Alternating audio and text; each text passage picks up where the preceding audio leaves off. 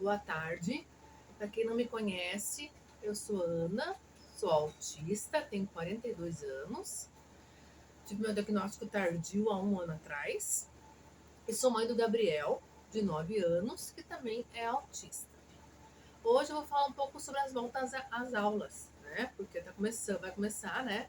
O Gabriel, por exemplo, começa segunda-feira e muitos vão começar, né, as aulas. Depende, né, do lugar. A gente é aqui do Rio Grande do Sul, de Novo Hamburgo, né? Conforme o lugar muda o dia, mas muitos lugares estão voltando às aulas, né?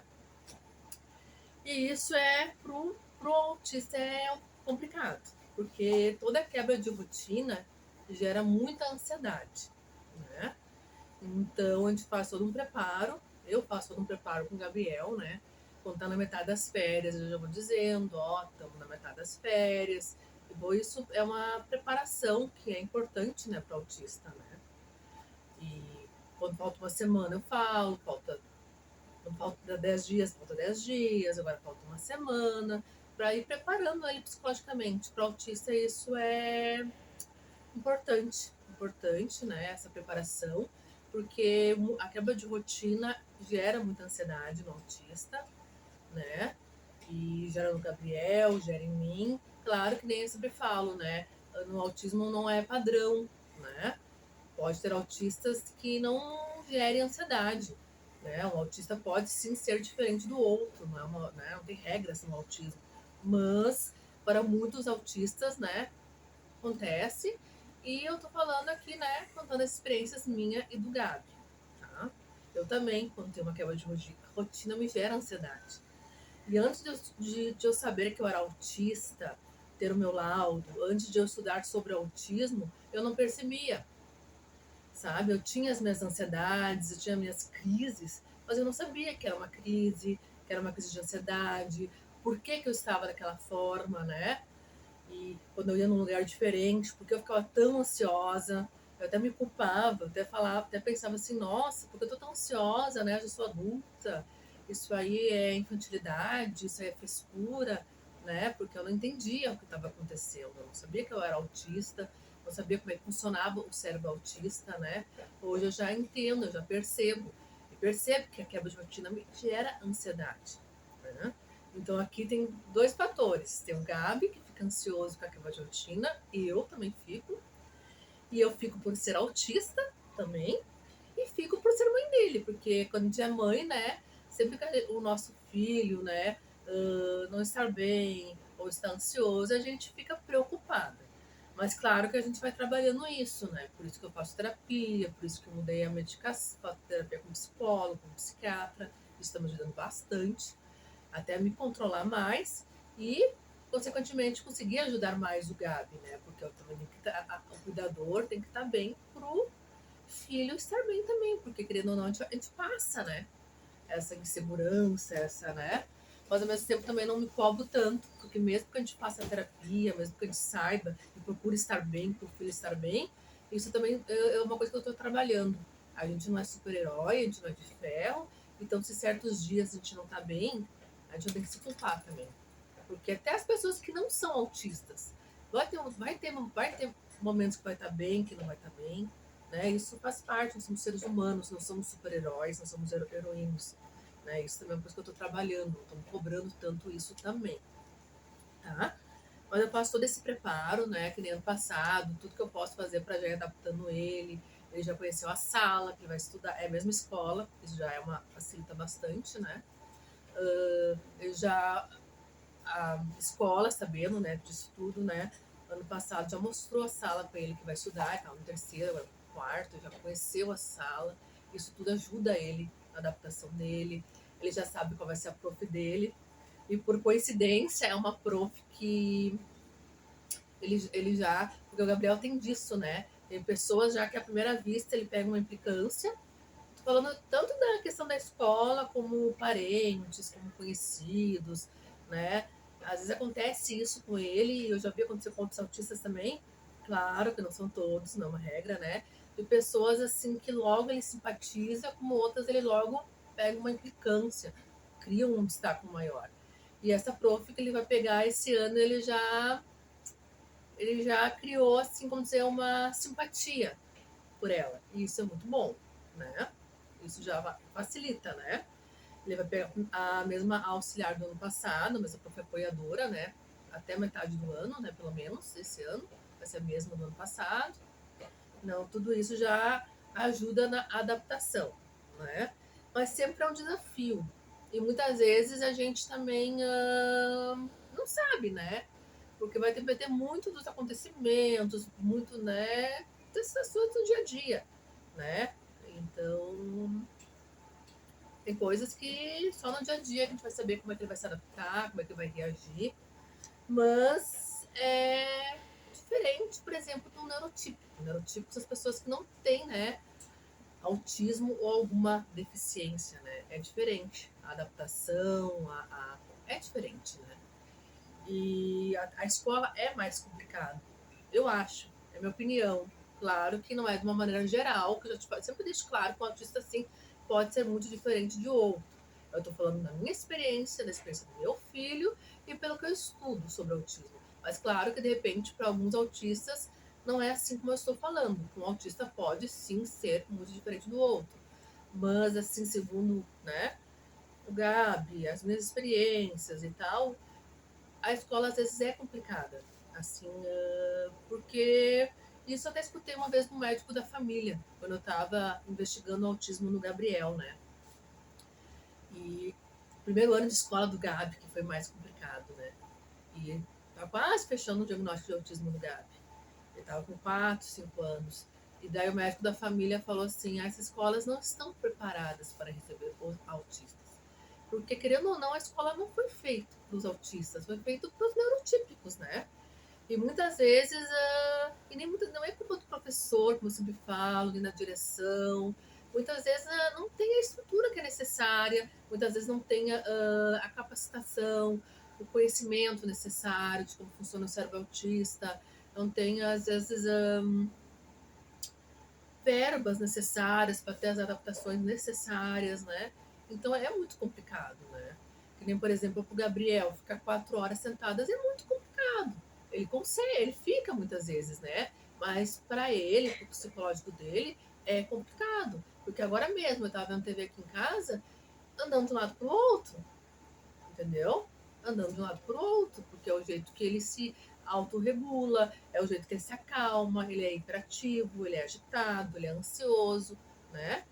Então, o barulho para ele é bem complicado. Eu já até comprei ano passado um abafador de ruído para ele, só que a questão tem a questão também da acessibilidade do daqui, ó. Colocar o abafador aqui, ó, incomoda ele, porque aperta as orelhas. Então ele não se adaptou com o abafador de ruído que eu comprei para ele, entendeu? E daí ele vai estar no quarto ano, crianças de 10 anos, 20, 30 crianças de 10 anos. Não tem como não ser barulhento, né? Então a questão do barulho, isso tira a concentração dele, isso muitas vezes causa irritação e ansiedade nele. Então isso é complicado, né? E não é, muitas vezes as pessoas acham que é os barulhos, os gritos, não é só os gritos, gente. Isso que a gente tem que ter consciência. Eu vi um caso de uma autista que o barulho da borracha, do colega usando a borracha, fazia ela não conseguir se concentrar. Entendeu? Então não é os gritos, não é só barulho alto, entendeu? É diferente, por isso que eu tô te falando. É todo os sentidos, o cérebro processa tudo diferente no neurotipo, entende? É diferente. E também tem a questão do hiperfoco, né? A questão dos assuntos que ele não se interessa, daí ele se desliga, né? Se distrai, né? Então tem várias questões. Então, para o autista é muito mais obstáculos, é muito mais dificuldades, é muito mais difícil, né? A escola, o estudar, o aprender. Mesmo que no caso do Gabi, ele não tenha deficiência intelectual, pelo contrário, da desconfiança que ele tem um um pouco acima da média. Mas isso, em certas ocasiões, não faz a diferença, porque muitas vezes ele se desliga, muitas vezes ele se agita, e nesses momentos, né, a aprendizagem fica, a concentração fica muito complicada, né? Então é um desafio diário, um desafio diário à escola para o Gabi.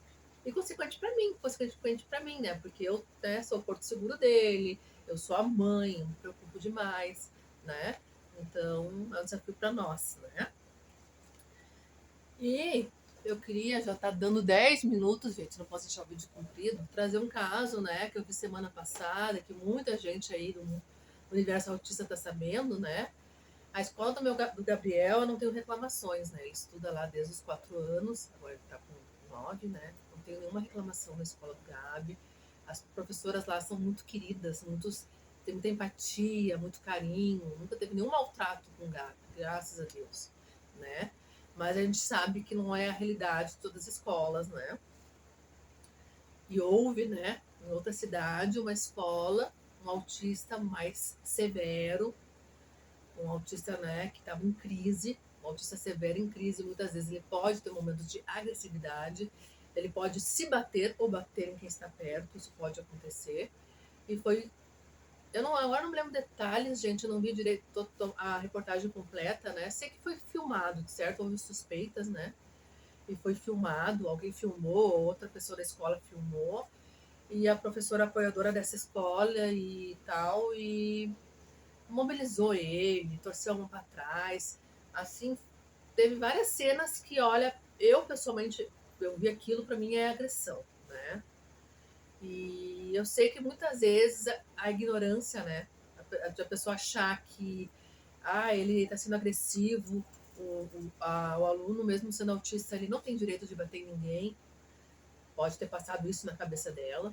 Mas só que assim, ó, é a importância do conhecimento. A crise, ela não é falta de limite, falta de educação, ela não é a criança ser má. É um momento de descontrole, entendeu? Então, não adianta, nesse momento... Eu já vi também numa outra escola, presenciei numa outra escola, um autista mais severo tendo uma crise e uma professora perto xingando, porque ele estava querendo querer dar tapa.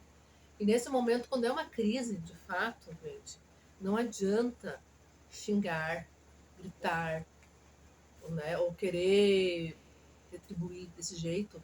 Isso vai só intensificar a crise, porque é uma crise.